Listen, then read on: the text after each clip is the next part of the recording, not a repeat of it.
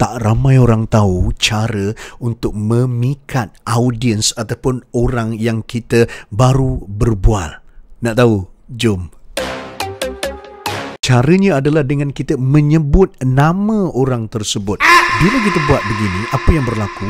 Kajian daripada Harvard University menunjukkan, sebut je nama orang tu, dia akan aktifkan bahagian otak.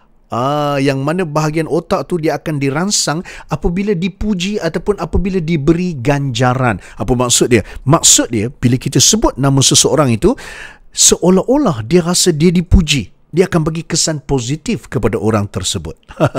Yang pertama, bila kita sebut nama, orang tu akan makin percaya dengan kita. Kita bercakap-bercakap je, kita kata, betul Encik Ahmad, saya pun pendapat macam tu juga. Contoh, bina kepercayaan. Yang kedua adalah, orang itu akan rasa dihargai. Orang itu rasa dia dilihat dan juga diraikan. Dan orang cukup suka. Dan anda akan dilihat sebagai orang yang pandai ambil hati, pandai meraikan orang. Kan? Yang ketiga adalah, ini kunci untuk memori jangka panjang.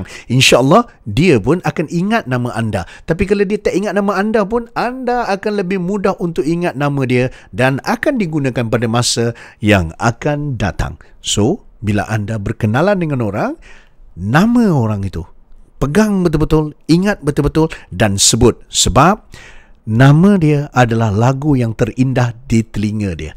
Anda sebut, dia rasa diraikan. Apa? Nak belajar lagi? Komen nak?